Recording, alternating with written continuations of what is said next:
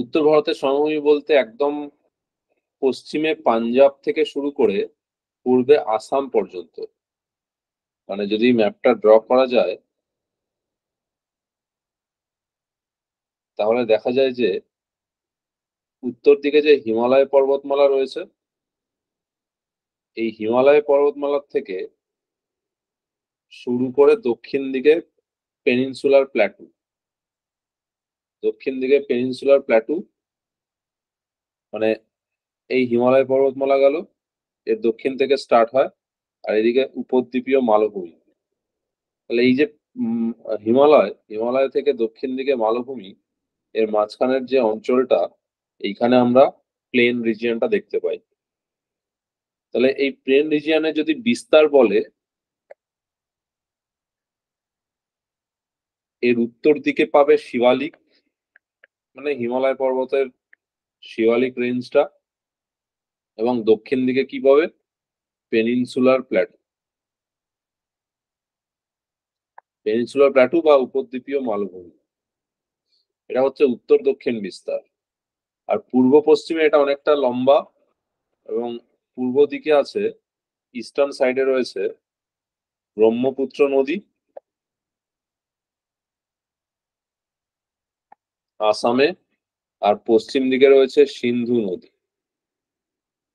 তো পশ্চিমে ইন্দাস থেকে, পাকিস্তানের ইন্দাস থেকে শুরু করে পূর্ব দিকে ব্রহ্মপুত্র পর্যন্ত এই পুরো রেঞ্জটার বিস্তার।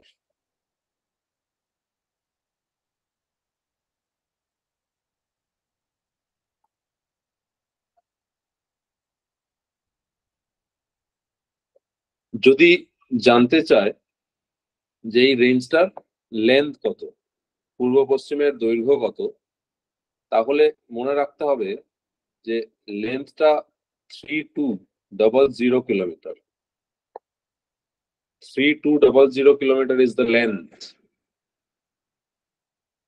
কিন্তু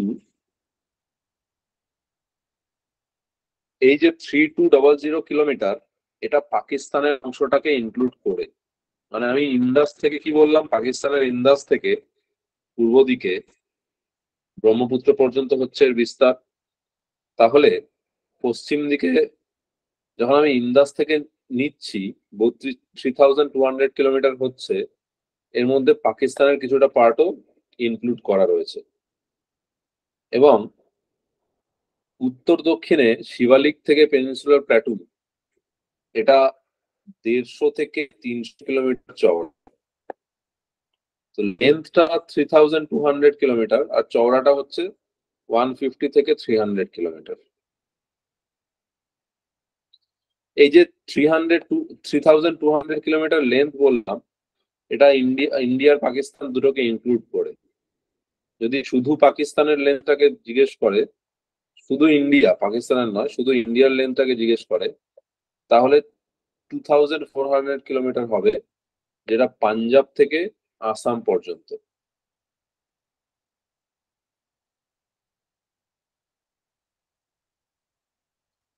ওকে, তো এটা জাস্ট লেন্থ আর ব্রিথ, এই দুটো জিনিস হলো। লেন্থ 2400, আর উইথ হচ্ছে 150 to 300। 150 to 300 কেন? এই উইথটা 150 to 300 কেন বলছে? কারণ এটা দেখবে পশ্চিমে রাজস্থানের দিকে, মানে পাঞ্জাব থেকে রাজস্থান পর্যন্ত এটা যতটা চওড়া, যত পূর্ব দিকে এসছে ঝাড়খণ্ডের কাছে এসে এটা শুরু হয়ে গেছে। ঝাড়খণ্ডের কাছে শুরু হয়েছে, আবার ওয়েস্ট বেঙ্গলে এটা অনেকটা চওড়া। ওয়েস্ট বেঙ্গলের যে প্লেন, সেটা অনেকটা চওড়া হয়েছে, এবং আবার আসামের কাছে গিয়ে, মানে আসামে যত যাচ্ছে আসামের দিকে, এটা সরু হতে হতে শেষ হয়ে যাচ্ছে। এই কারণে কোথাও বেশি কোথাও কম চওড়া, তাই এই নর্দার্ন প্লেনটাকে 150 to 300 কিলোমিটার বলা হচ্ছে। লেন্থ আর উইথ নিয়ে কারো কোনো সমস্যা নেই। আচ্ছা, একটা ডাউট এখানে হতে পারে, যে বলেছে উত্তর দিকে শিবালিক পর্বত, দক্ষিণে পেনিনসুলার প্ল্যাটু বা উপদ্বীপীয় মালভূমি। তাহলে এই শিবালিক উত্তর দিকে আর দক্ষিণে পেনিনসুলার প্ল্যাটু, এটা আমরা কি করে আইডেন্টিফাই করব যে কোথায় শিবালিক শুরু কোথায় প্লেন শেষ, মানে কিভাবে আলাদা করা যায়? তো এই ক্ষেত্রে বলে রাখি, উত্তর দিকে শিবালিক পর্বত আর সমভূমিকে সেপারেট করে 300 metre contour line, 300 metre contour line. এবং দক্ষিণ দিকে পেনিনসুলার প্ল্যাটু আর সমভূমিকে সেপারেট করে 150 মিটার কন্টুর লাইন। এবার প্রশ্ন হচ্ছে কন্টুর লাইন কথাটার অর্থ কি? কন্টুর লাইন মানে হচ্ছে সমোন্নতি রেখা, মানে একই উচ্চতা যুক্ত স্থান। তো 150 মিটার কন্টুর লাইন মানে যে জায়গাগুলোর হাইট 150 মিটার সেগুলোকে যোগ করলে যে লাইন পাওয়া যায় সেটাকে 150 মিটার কন্টুর লাইন বলে। 300 মিটার কন্টুর লাইন মানে 300 মিটার উচ্চতা যুক্ত স্থানগুলোকে যোগ করলে যে লাইন পাওয়া যায় সেটাকে 300 মিটার কন্টুর লাইন বলে। তার মানে উত্তর দিকে 300 মিটার আর দক্ষিণ দিকে 150 মিটার, এইটা হচ্ছে এই সমভূমিটার সীমানা। মানে উত্তরে 300 মিটারের ওপরে গেলে পাহাড়, নিচে আসলে সমভূমি, আর দক্ষিণে 150 মিটারের নিচে গেলে সমভূমি, 150 মিটারের ওপরে চলে গেলে পাহাড়। এইভাবে সেপারেট করা হয়েছে।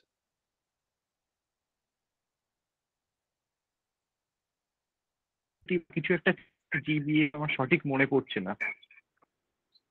হ্যাঁ, কিসের ব্যাপারে বলো? গ্রেট বাউন্ডারি ফল্ট বা মেন এরকম কিছু কি ছিল শিবালিক প্লেনের মাঝে? হ্যাঁ, উত্তর দিকে আছে এইচএফএফ। এইচএফএফ এইচএফএফ হচ্ছে হিমালয়ান ফ্রন্টাল ফল্ট, যেটা শিবালিক আর উত্তর ভারতের সমভূমিকে সেপারেট করে। এইচএফএফ হচ্ছে উত্তর দিকে শিবালিক আর উত্তর ভারতের সমভূমিকে সেপারেট করে। আর নিচের দিকে আছে জিবিটি। জিবিটি মানে হচ্ছে great boundary thrust. Great boundary thrust এইটা আরাভাল্লি পর্বতকে বিন্ধ্য পাহাড় থেকে সেপারেট করে।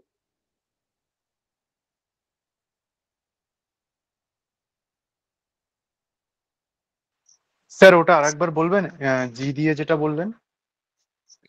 GPT great boundary thrust. Great boundary thrust, THRUST।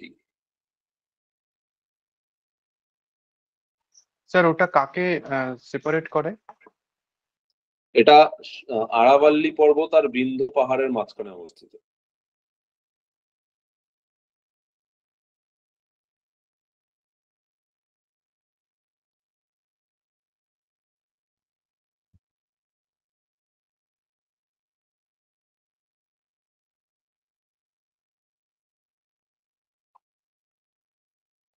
ঠিক আছে, তাহলে এটা আমি জাস্ট এখনো পর্যন্ত যেটুকু আলোচনা করেছি সেটা হচ্ছে এই উত্তর ভারতের সমভূমির অবস্থানটা। উত্তর দিকে কি আছে, দক্ষিণ দিকে কি আছে, পূর্বে কি আছে, পশ্চিমে কি আছে, এইগুলো। এরপর দেখো, যদি বলে যে এই সমভূমিটা তৈরি হলো কিভাবে, সমভূমিটা তৈরি হয়েছে কিভাবে, তো আমরা জানি যে হিমালয় পর্বতমালার উৎপত্তি কিসের থেকে হয়েছিল? টেথিস নামক একটা জিওসিনক্লাইন থেকে। টেথিস জিওসিনক্লাইন থেকে হিমালয়ের উৎপত্তি ঘটে। তো এই যে টেথিস একটা অগভীর সমুদ্র ছিল, এই টেথিসের থেকে যে হিমালয়ের উত্থান ঘটে, এইখান থেকে যে নদীগুলো আসে, হিমালয় থেকে যে নদীগুলো আসে, সেই নদীগুলো সে সমস্ত পলি নিয়ে এসেছিল। সেই পলিগুলোকে কি হয়, টেথিসের যে অবনমিত অংশ ছিল, নিচু জায়গা, সেখানে কন্টিনিউয়াসলি জমা হতে শুরু করে দেয়। তো এই যে অবনমিত অংশ ছিল টেথিসের, সেখানে সমস্ত পলি জমা হতে হতে আজকে উত্তর ভারতের এই সমভূমি গঠিত হয়েছে।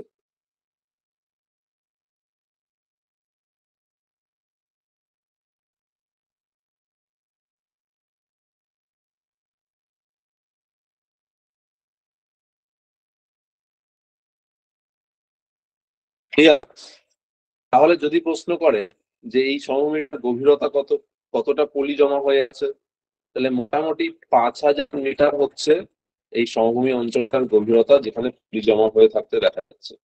মানে 5000 মিটার গভীর পর্যন্ত পলি দেখতে পাওয়া যায়।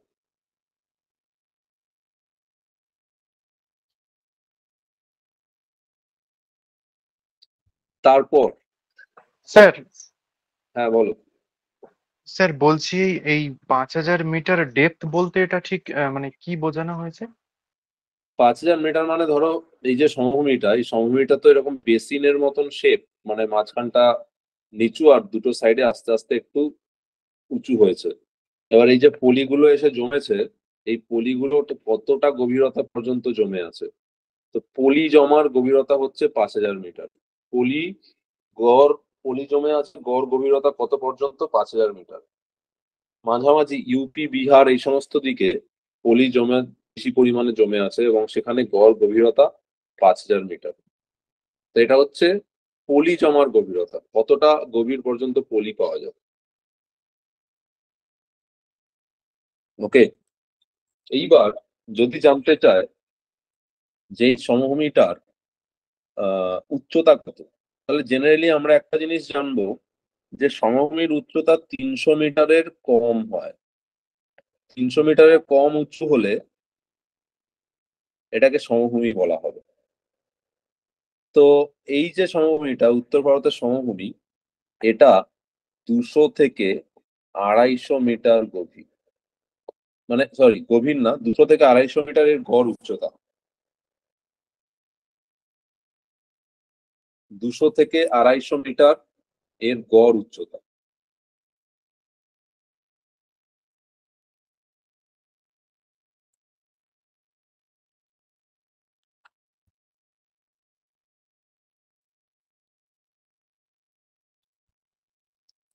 ওকে, কিন্তু একটা জিনিস বুঝতে হবে যে 200 থেকে 250 মিটার গড় উচ্চতা হলেও এটা কোন দিকে হাইটটা কেমন। তো দেখবে এই যে সমভূমিটা, এখানে গঙ্গা নদীটা পশ্চিম থেকে পূর্ব দিকে প্রবাহিত হয়। মানে উত্তরপ্রদেশ বিহার থেকে পশ্চিমবঙ্গের দিকে গঙ্গা নদী প্রবাহিত হয়েছে। আবার ব্রহ্মপুত্র নদী আসাম থেকে অরুণাচল থেকে আসামে হয়ে বাংলাদেশের দিকে গেছে। আবার যদি আমি পাঞ্জাব হরিয়ানার কথা বলি, তাহলে পাঞ্জাব হরিয়ানার দিকের নদীগুলো সিন্ধুকে জয়েন করার জন্য পশ্চিম দিকে যাচ্ছে। তাহলে এখানকার ঢালটা কেমন সেটা একটু বোঝার চেষ্টা করো। যে পাঞ্জাব হরিয়ানার দিকের যে অঞ্চলটা, সেটা পশ্চিম দিকে ঢালু, তাই নদীগুলো পশ্চিম দিকে আরব সাগরের দিকে দৌড়াচ্ছে। আবার এই যে মাঝখানের অংশটা মানে ইউপি বিহার ওয়েস্ট বেঙ্গল এই পার্টটা, এটা পূর্ব দিকে ঢালু, যার জন্য নদীটা গঙ্গা নদী এবং তার উপনদীগুলো সব পূর্ব দিকে যাচ্ছে। এবং ব্রহ্মপুত্র নদী আবার পূর্ব থেকে পশ্চিম দিকে আসছে, কারণ এখানে আসামের এখানটায় ঢালটা পশ্চিম দিকে। ওকে, তো এই পুরো অঞ্চলটাতে একটা একদিকে ঢাল পাওয়া যাবে না। এখানে ঢালটা বিভিন্ন জায়গায় বিভিন্ন রকম, কমপ্লেক্স স্লোপ। এখানে একদিকে ঢাল বললে ভুল হবে। তো দেখা যায় যে বাংলাদেশ পশ্চিমবঙ্গ এই দিকটার উচ্চতাটা অনেক কম, বাংলাদেশ পশ্চিমবঙ্গের হাইট কম। এই কারণে নদীগুলো বাংলাদেশ আর পশ্চিমবঙ্গের দিকে এসে সব বঙ্গোপসাগরে গিয়ে মিশতে যাচ্ছে। তাই কলকাতার উচ্চতা যদি দেখো, তাহলে সমুদ্র সমতল থেকে খুব কম, কলকাতার উচ্চতা বেশি নয়। আবার যদি ওয়েস্টের দিকে যাও, ওয়েস্টের দিকে আস্তে আস্তে হাইট, মানে দিল্লির দিকে যত যাবে তত আস্তে আস্তে হাইট বাড়ছে। ঠিক আছে, তার মানে বিভিন্ন জায়গায় বিভিন্ন রকমের ঢালটা, মানে ঢালটাকে একটু বুঝতে হবে কনসেপচুয়ালি, যে কেন এক এক দিকে এক এক রকমের।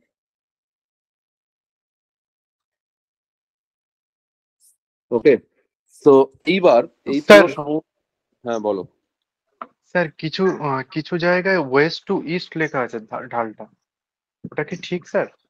হ্যাঁ, ওয়েস্ট টু ইস্ট মানে এই যে বলছি যে ইউপি ইউপি তারপরে বিহার এই সমস্ত জায়গা কোন দিক থেকে যাচ্ছে? পশ্চিম থেকে পূর্ব দিকে যাচ্ছে। তাহলে ম্যাক্সিমাম পার্টে হ্যাঁ স্যার। ঢালটা পশ্চিম থেকে পূর্বেই, ম্যাক্সিমাম জায়গাতে পশ্চিম থেকে পূর্বে কিন্তু আসামে যদি দেখো তাহলে পূর্ব থেকে পশ্চিমে, আবার যদি পাঞ্জাবের দিকে দেখো তাহলে পূর্ব থেকে পশ্চিমে। কিন্তু ম্যাক্সিমাম মানে ওকে ভারতের স্যার। মাঝখান ভারতের মাঝখানটাতে ঢালটা পূর্ব পশ্চিম থেকে পূর্ব। মাঝখান বলতে একদম গঙ্গা নদী ভারতের মাঝখান থেকে গেছে, ম্যাক্সিমাম জায়গাতে পশ্চিম থেকে পূর্বেই ঢাল।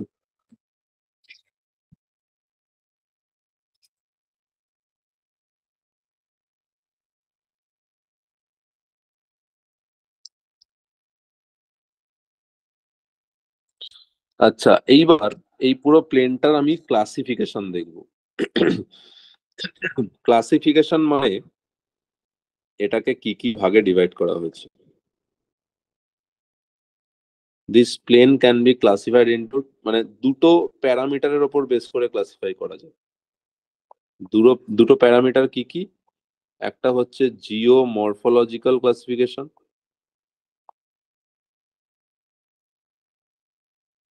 জিও মরফোলজিক্যাল ক্লাসিফিকেশন মানে ভূপ্রকৃতির ওপর বেস করে ক্লাসিফিকেশন। আর একটা রয়েছে,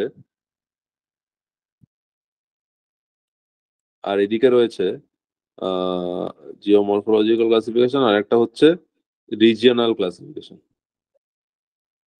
রিজিয়নাল ক্লাসিফিকেশন তো আঞ্চলিক শ্রেণী বিভাগ, একটা আঞ্চলিক আর একটা জিওমরফোলজি মানে ভূপ্রকৃতির ওপর বেস করে।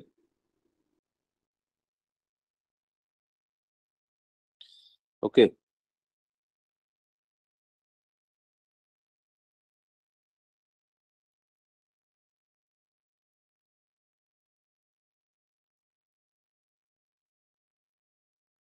এইবার প্রথমে দেখো জিওমরফোলজির ওপর বেস করে ক্লাসিফিকেশন গুলো কি আছে। স্যার স্ক্রিনটা, হ্যাঁ স্যার এবার এসছে, চলে গেছে। Okay sir. তো হচ্ছে, হ্যাঁ শোনা যাচ্ছে তো?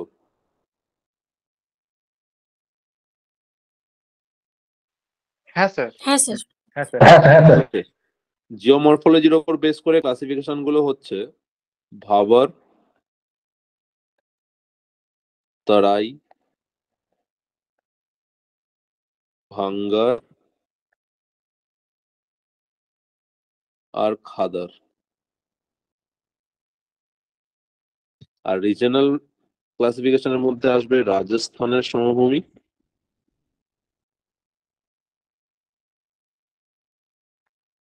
তারপর পাঞ্জাব হরিয়ানা সমভূমি,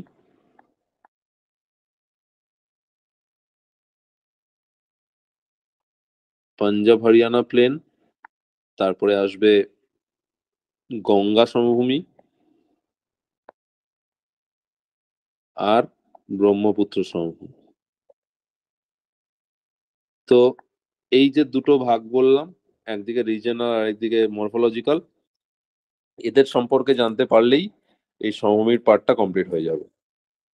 তো এক এক করে এই প্রত্যেকটা পার্ট সম্পর্কে আমাদেরকে একটু বুঝতে হবে, বুঝে নিতে হবে। প্রথমে দেখো ভাবার। ভাবার বলতে কোন এরিয়াটাকে বোঝায়? ভাবার কথাটার অর্থ হচ্ছে পর্বতের পাদদেশীয় অঞ্চলের যে সমভূমিটা, মানে ধরো এই শিবালিক শেষ হলো, হিমালয় শেষ হচ্ছে, হিমালয়ের লাস্ট রেঞ্জ হচ্ছে শিবালিক। তো শিবালিক যেখানে শেষ, সেই ফুট হিলস থেকে, একদম শিবালিকের ফুট হিলস থেকে 8 থেকে 16 কিলোমিটার দূরত্ব পর্যন্ত, ভাবাটা 8 থেকে 16 কিলোমিটার পর্যন্ত পাওয়া যায়। কোথার থেকে 8 কিলোমিটার, 8 থেকে 16? শিবালিকের ফুট হিলস থেকে। মানে এই জায়গাটাতে অ্যাকচুয়ালি কি হয়, ভাবার এরিয়া কেমন দেখতে হয়। তো এখানে কি হয়, হিমালয় থেকে নদীগুলো সব সমভূমিতে এসে নামে। এবার এই নদীগুলো যেগুলো হিমালয়ের মধ্যে দিয়ে প্রবাহিত হয়ে আসছে এবং সমভূমিতে নামছে, এই নদীগুলোর গতিবেগ খুব বেশি থাকে। কোথায়? পাহাড়ের ওপরে। নদীগুলো অত্যধিক বেশি গতিবেগ সম্পন্ন। পার্বত্য অঞ্চলে যখন তীব্র ঢাল দিয়ে এটা নিচে নামে তখন অত্যন্ত গতিবেগ থাকে। এবং সেই গতি নিয়ে যখন এটা সমভূমিতে এসে ধাক্কা মারে তখন কি হয়, হঠাৎ করে এর বেগ কমে যায়। কারণ পাহাড়ের ঢাল বেশি, সেখানে নিচের দিকে দ্রুত গতিতে নামছে এবং রাস্তায় যা পাচ্ছে সাথে, রাস্তার মধ্যে যা কিছু আসছে সব ভেঙে চূর্ণ বিচূর্ণ করে সাথে করে নিয়ে চলে আসছে। এইখানে তার কোনো রকমের বাধা মানার কোনো প্রশ্ন নেই। যত জিনিস আছে, প্রচুর জিনিস এখানে সে বহন করতে পারে, কারণ এখানে তার ক্ষমতা বেশি, জলের গতিবেগ বেশি। তো এইখান থেকে বহন করে নিয়ে আসে। কিন্তু যেই সমভূমিতে এসে নামলো, সমভূমিতে নামার পর তো তার গতিবেগ কমে যাচ্ছে। গতিবেগ কমে যাওয়ার ফলে তার বহন ক্ষমতা কমে যাচ্ছে। বহন ক্ষমতা কমে যাওয়ার ফলে কি করে, তার মধ্যে যে পাথর, নুড়ি, কাকড়, বালি যেগুলো বড় আকৃতির থাকে, সেগুলোকে আর বহন করে নিয়ে যেতে পারে না। এগুলোকে পাহাড়ের ফুটহিলসে জমা করে দেয়, পর্বতের পাদদেশে এগুলো জমা করে দেয়। এবং এই পর্বতের পাদদেশে এগুলোকে জমা করে দিয়ে এগিয়ে যায়, এগিয়ে যায়। আর আহ একটা পাথুরেময় এলাকা তৈরি করে যায়। পাথুরেময় এলাকা প্রায় 8 থেকে 16 কিলোমিটার চওড়া এই অঞ্চলে দেখতে পাওয়া যায়। এই পাথুরময় এরিয়াটাকেই ভাবার বলা হয়। দিস ইজ নোন অ্যাজ ভাবার।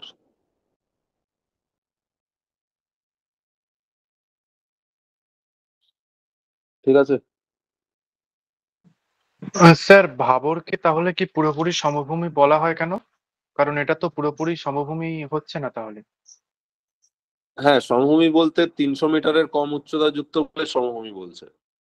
এই অঞ্চলগুলোর উচ্চতা যেহেতু 300 মিটারের কম, পাহাড় থেকে নেমে এসে গেছে, তাই এটাকে সমভূমি বলছে। হয়তো সমভূমিতে যেরকম মাটি দেখতে পাওয়া যায় সেরকম মাটি নেই, কিন্তু উচ্চতা অনুযায়ী এটা সমভূমি।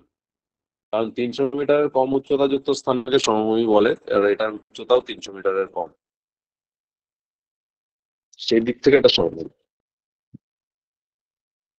এবার এখানকার বৈশিষ্ট্যগুলো কি হবে? ওকে এখানে স্যার। কি গাছপালা হ্যাঁ, এখানে কি গাছপালা দেখতে পাওয়া যাবে? তো সেরকম গাছপালা পাওয়া যায় না, কারণ মাটি নেই, এখানে মাটি তৈরি হয় না। কারণ পুরোপুরি পাথুরেময়, পাথর দ্বারা তৈরি। তো মাটি তাই তৈরি না হলে গাছপালা থাকার কোনো প্রশ্ন নেই। এই জায়গাতে কি হয়, এখানে একটা জিনিস বুঝতে হবে, সেটা হচ্ছে যে নদীগুলো যখন পাহাড় থেকে নামছে তখন অত্যন্ত বেশি খরস্রোতা হয়, এবং নদীগুলোর যে ভ্যালি হয় সেটা এরকম ভি আকৃতির গভীর হয়। কিন্তু যেই সমভূমিতে নামলো, ভি আকৃতির আর থাকছে না, এটা চওড়া হয়ে যায়। ভ্যালিটা চওড়া, অনেকটা চওড়া হয়ে যায়। চওড়া হলে কি হবে, নদীর জলটা চাদরের মতন ছড়িয়ে যাবে। তো দেখে মনে হয় কি, যে নদীর জল শুকিয়ে গেছে, মানে নদীতে জল নেই প্রায়। অ্যাকচুয়ালি যা জলের পরিমাণ কমেনি, যা ছিল তাই আছে।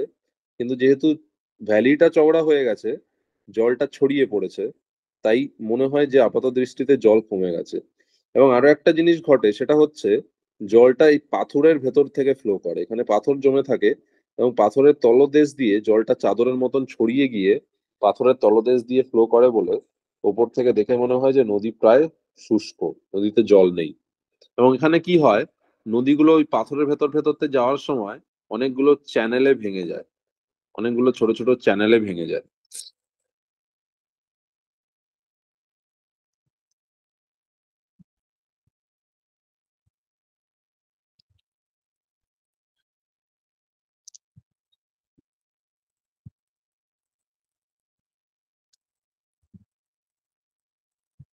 ঠিক আছে। তো এই হচ্ছে ভাবার এরিয়ার ক্যারেক্টারিস্টিক। 8 থেকে 16 কিলোমিটার হয়, রিভার্স গুলো চ্যানেলে ডিস্ট্রিবিউট হয়ে যায়, জল প্রায় নেই বললেই চলে, শুকিয়ে যায়, পাথুরাময় এলাকা, গাছপালা সেরকম ভাবে দেখতে পাওয়া যায় না। এই হচ্ছে ভাবারের বৈশিষ্ট্য।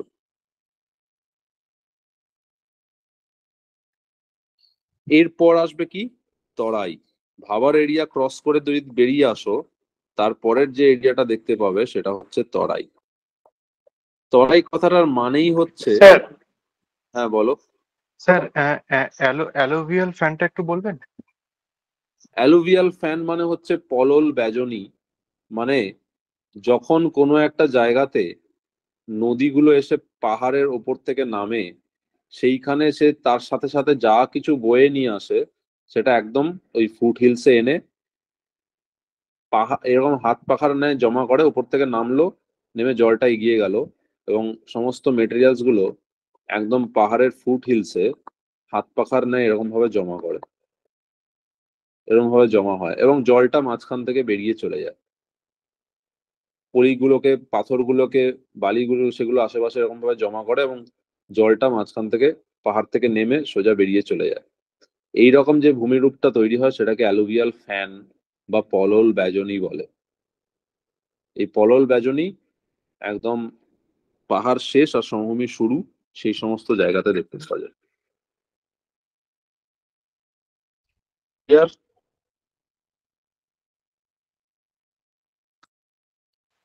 হ্যাঁ স্যার। হ্যাঁ।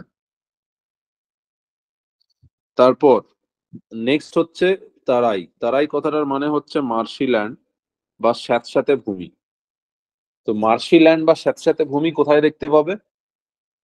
ঠিক যেখানে ভাবার এরিয়াটা শেষ। ভাবার এরিয়াটা যেখানে শেষ হয় সেখানে কি হয়, এই যে চ্যানেলস গুলো অনেকগুলো ভাগে ডিস্ট্রিবিউট হয়ে গেছিল, পাথরের ভেতর ভেতর থেকে যাচ্ছিল, অনেকগুলো চ্যানেলে ডিস্ট্রিবিউট হয়েছিল, এই চ্যানেলগুলো আবার একত্রিত হয় এক জায়গায় এসে, এরা আবার মিলিত হয়ে আবার নদীর, একটা প্রপার নদীর খাত তৈরি করে এগিয়ে যায়। মানে নদী খাত তৈরি করে আবার এগিয়ে যায়।